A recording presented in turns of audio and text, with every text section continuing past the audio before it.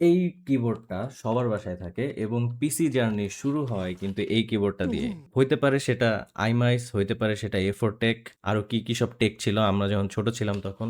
এইটার রেটিং হবে 10 on 10 কারণ পারমাণবিক বোমা মারলে মানুষ বাঁচবে কিনা জানি না। তবে এই কিবোর্ডের কিচ্ছু হবে না। ২ নাম্বার কিবোর্ড যেটা ইউজ করছি এটা ওয়ালটনের একটা কিবোর্ড অ্যান্ড এটা দেখতে মেকানিক্যাল কিবোর্ডের মতো, ব্যাকলাইট জ্বলতো। ওই টাইমে এটা আমার কাছে অনেক কিছু ছিল। Let's give it 5 out of 10।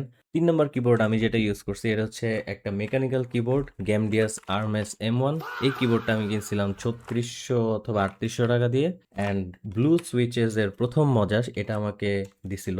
এটা দিয়ে যখন আমি গেম খেলতাম তখন পুরা বাসা tick tick tick tick sound শোনা যেত, ইভেন আমার রুমে দরজা লাগানো থাকলেও শোনা যেত। খুব সুন্দর ব্রেডেড কেবল ছিল, বাটনগুলো আনরেসপন্সিভ হয়ে নষ্ট হয়ে গেছে। আমি এটা মোস্ট প্রবাবলি ১.৫ বছর ২ বছর চালাই। এই কিবোর্ডটার পরে আমি একটা কিবোর্ড এক্সপেরিয়েন্স করছি, এটা হচ্ছে ওয়ালটনের একটা কিবোর্ড। ওয়ালটনের থেকে একজন আমাকে অ্যাপ্রোচ করে এটার ভিডিও বানাইতে বলছিল। উনি আমাকে বলছিল এটা মেকানিক্যাল কিবোর্ড। কমেন্টে লোকজন এসে বলতেছিল ভাই এটা মেকানিক্যাল কিবোর্ড না, আপনি জীবনে কিবোর্ড হাতে ধরছেন? एक बार धोखा खा चुका हूँ। পরে যে আমি দেখলাম যে ওয়ালটনের যে লোকটা আমাকে কিবোর্ডটা রিভিউ করতে দিছিল উনি আমাকে একটা ভুল ডেসক্রিপশন দিছিল অ্যান্ড আমি ওইটার মেকানিক্যাল কিবোর্ডের রিভিউ বানাই ফেলছিলাম। বাট ওইটার কিন্তু কিগুলা ব্লু কালার। আমি ভাবছিলাম ব্লু সুইচেস এর কোনো একটা ইন্টারপ্রিটেশন হবে, সাউন্ড ছাড়া ব্লু সুইচেস। 2 out of 10। দেখেন ওয়ালটনের কিবোর্ডের এই যে সাউন্ডটা এটাও কিন্তু মেকানিক্যালের মতোই ছিল। আমি তখন কিছু বুঝতাম না, ভিডিও বানাই দিছি।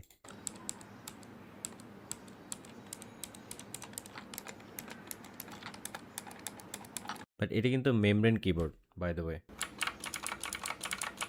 ও আমি তো একটা কিবোর্ডের কথা ভুলে গেছিলাম, রাপু V500 AC, এটাও ইউজ করছি আমি। এটাও একটা ব্লু সুইচেসের কিবোর্ড। এটা আমি কিনছিলাম ২,০০০ টাকা দিয়ে, ১৯৯৯ সামথিং। রাপুটাকে আমি স্কোর দিব মাত্র 2 out of 10 কারণ এটার মতো জঘন্য বিল্ড কোয়ালিটির কিবোর্ড আমি আমার লাইফে ইউজ করি নাই, মেকানিক্যাল কিবোর্ড। এখন একটা ময়লা একটা কিবোর্ড দেখাবো। এটা হচ্ছে red dragon Kumara K552 keyboard. এইটা অসাধারণ একটা কিবোর্ড ছিল, সব ধরনের ফিচারের মধ্যে ছিল। ব্লু সুইচেস ছিল, ওই টিক টিক টিক টিক সাউন্ডটা ছিল। এটা ইউজ করে আমি প্রচুর মজা হয়েছে, প্রচুর। এটার মধ্যে এমন কোনো ফিচার নাই যে ছিল না। এটার বিল্ড কোয়ালিটি অসাধারণ, সুন্দর একটা কিবোর্ড। ৩৫০০ টাকা দিয়ে হয়তো বা কিনছিলাম অ্যান্ড খুব ভালো একটা এক্সপিরিয়েন্স দিচ্ছিল। বাট একটা কাহিনী হয়েছে, এটার উপর আমি খাবার খাইতেছিলাম মিষ্টি কিছু একটা, এর ভিতরে পিঁপড়া ঢুকে পুরা বোর্ড টোড নষ্ট হয়ে গেছে। 7 out of 10। দেন আমি ইউজ করলাম আমার লাইফের সবচেয়ে এক্সপেন্সিভ একটা কিবোর্ড। এটা হচ্ছে থার্মালটেক আর্জেন্ট সামথিং কিবোর্ড। কিবোর্ডটা কিবোর্ড সাইডে খুবই এক্সপেন্সিভ ধরা যায়, মোটামুটি সব গেমার এটা অ্যাফোর্ড করতে পারবে না বা করতে চাবে না। গ্যামডিয়াস আরএমএস M1 যেটা আমাকে যেই ফিলটা দিছিল, এই কিবোর্ডটা আমাকে তার থেকে একটু প্রিমিয়াম ফিল দিছিল। পুরা বডিটা হচ্ছে মেটালের অ্যান্ড খুবই সুন্দর। প্রাইস টু পারফরমেন্স রেশিওতে যদি হিসাব করা হয়, it is not worth it. এটা কিনা আসলে লাভ নাই।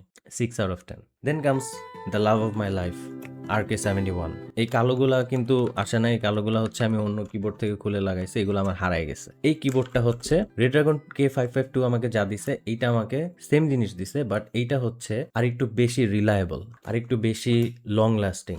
ইভেন এটার বিল্ড কোয়ালিটি যদি দেখো, স্টিল ইনসেইনলি একটা গুড ডিল যদি কম প্রাইসের মধ্যে পাওয়া যায়। এখন সম্ভবত প্রাইস অনেক বাইরে গেছে অ্যান্ড এটার কম্পিটিটর অনেক কিছু চলে আসছে, সো ডেফিনেটলি ওগুলা চেক করা বেটার। অ্যান্ড লাস্টলি এটা রিভিউ দিছি, তোমরা দেখছো, না দেখে থাকলে চেক করো, কমেন্টে দেওয়া থাকবে।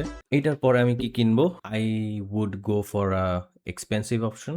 সো এই হচ্ছে আমার কিবোর্ড জার্নি। অনেকে বলে ভাই মেকানিক্যাল কিবোর্ড জীবনে হাতে লইছস? হাতে ভাই লইছি কয়েকটা।